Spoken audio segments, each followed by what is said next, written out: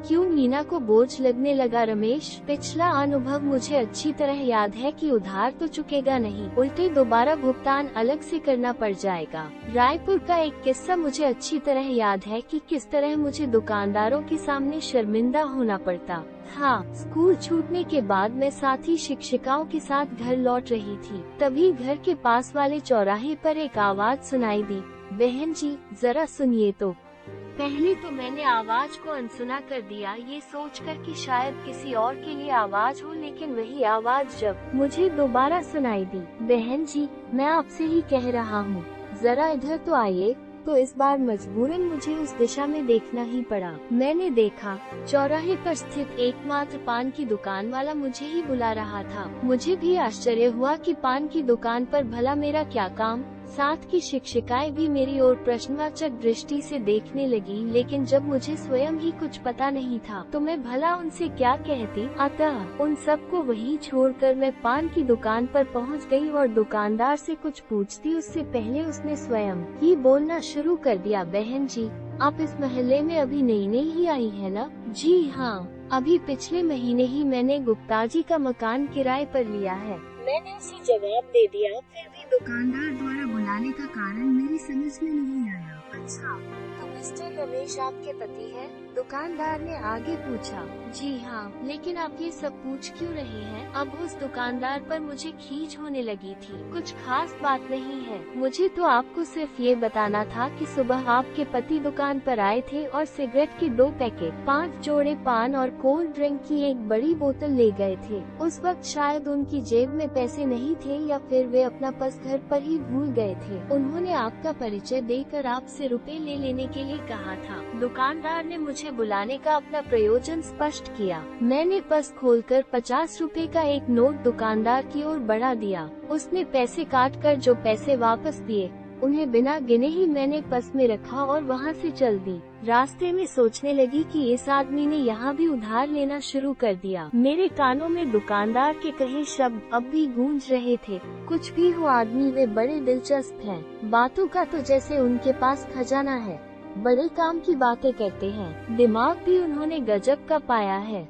मेरी दुकान की तो बहुत तारीफ कर रहे थे, साथ ही कुछ सुझाव भी दे गए। दिमाग की ही दिखा रहा है। मन ही मन सोचा और शिक्षिकाओं के समूह से आ मिली। क्यों, क्या बात हो गई? क्यों बुलाया था दुकानदार ने? रीना मैडम ने पूछा। कुछ नहीं, बस यूं ही, कहते हुए मैंने बात को टाल दिया। वे भी शायद घर पहुंचने की जल्दी में थी, इसलिए किसी ने भी बात को आगे नहीं बढ़ाया। सब चुपचाप जल्दी जल्दी अपने अपने घरों की ओर बढ़ने लगी। घर पहुंची तो देखा महाशय ड्राइंग रूम में सोफे पर लेटकर सिगरेट फूंक रहे थे। टेलीविजन चल रहा था और एक फैशन चैनल पर आधुनिक फैशन का ज्ञान लिया जा रहा था। मुझे देखते ही रमेश बोले, अच्छा हुआ यार तुम आ गई। मैं भी घर पर बैठे बैठे बोर हो रहा था। टेलीविजन भी कोई कहाँ तक देखे, फिर इस पर भी तो वही सब घिसे पिटे कार्यक्रम ही आते हैं। जवाब में मैंने कुछ भी नहीं कहा। मेरी चुप्पी की ओर बिना कोई ध्यान दिए रमेश बोले, सुनो बहुत जोर की भूख लगी है। मैं सोच ही रहा था कि तुम आ जाओ तो साथ में भोजन करते हैं। अब तुम आ गई हो तो चलो फटाफट भोजन लगाओ, तब तक मैं हाथ धो कर आता हूँ। मेरा मन तो हुआ कि पूछ लूं, क्या थाली लेकर खा भी नहीं सकते हो? सुबह स्कूल जाने से पहले ही मैं पूरा भोजन बना कर जाती हूँ। क्या भोजन परोस कर खाना भी नहीं होता? लेकिन फालतू का विवाद हो जाएगा, ये सोचकर चुप रही। क्या सोच रही हो? मुझे चुप देखकर रमेश ने पूछा। कुछ नहीं, मैंने संक्षिप्त सा जवाब दिया। अभी मैं आगे कुछ कहती, इससे पहले ही जैसे रमेश को कुछ याद आ गया। वो बोले, अरे हाँ यार, घर में कुछ पैसे तो रख कर जाया करो। आज तुम्हारे जाने के बाद मुझे सिगरेट के लिए पैसों की जरूरत थी। पूरा घर छान मारा पर कहीं भी एक पैसा नहीं मिला। मजबूरन नुक्कड़ वाली पान की दुकान से मुझे सिगरेट उधार लेनी पड़ी। अभी कुछ रुपए दे देना तो शाम को मैं उसके रुपए चुकाऊंगा। आपका उधार मैंने चुका दिया है, मैंने संक्षिप्त सा उत्तर दिया और भोजन गर्म करने में लग गई। भोजन करते समय रमेश एक बार फिर शुरू हो गए, यार मीना, ये तो बहुत ही गलत बात है कि सारे पैसे बस में रखकर तुम स्कूल चली जाती हो। ATM कार्ड भी तुम्हारे ही पास रहता है। ऐसे में अचानक यदि मुझे रुपयों की जरूरत पड़ जाए तो मैं क्या करूं? किससे मांगूं?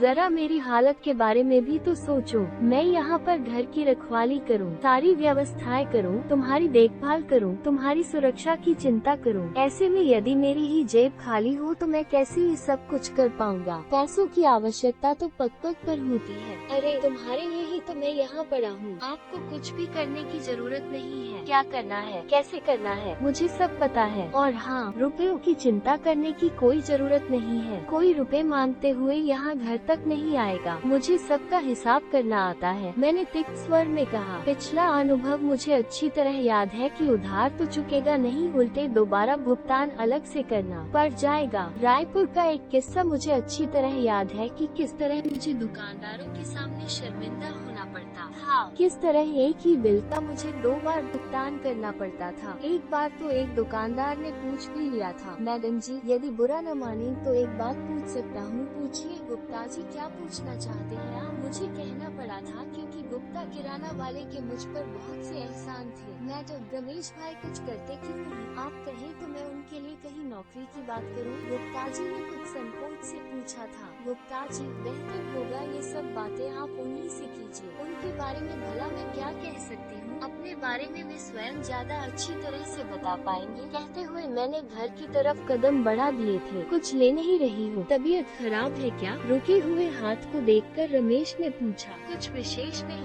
बस थोड़ा सिर दर्द है, कहकर मैं किसी तरह थाली में लिया भोजन समाप्त करके बिस्तर पर आकर लेट गई। अतीत किसी चलचित्र की तरह मेरी आंखों के सामने घूमने लगा था। माता पिता और भाइयों के मना करने और सबके द्वारा रमेश के सभी दुर्गुणों को बताने के बावजूद मैंने रमेश से प्रेम विवाह किया था। रमेश ने मुझे भरोसा दिलाया था कि शादी के बाद वो स्वयं को पूरी तरह से बदल लेगा और अपनी सारी बुराइयों को छोड़ देगा। शादी के बाद जब रमेश ने मुझे नौकरी के लिए प्रोत्साहित किया तो रमेश की सोच पर मुझे गर्व हुआ था। रमेश का कहना था कि यदि हम दोनों नौकरी करेंगे तो हमारी गृहस्थी की गाड़ी और ज्यादा अच्छी तरह से चल निकलेगी। उस समय मुझे रमेश की चालाकी का जरा भी अनुभव नहीं हुआ था। लगा कि रमेश सच ही कह रहा है। यदि मैं पढ़ी लिखी हूँ, प्रशिक्षित हूँ, तो मुझे अपने ज्ञान का सदुपयोग करना चाहिए। उसे यूं ही व्यर्थ नहीं जाने देना चाहिए। संयोग से हमारी शादी के कुछ दिनों बाद ही केंद्रीय विद्यालय समूह में नौकरी शिक्षकों की रिक्तियाँ निकली।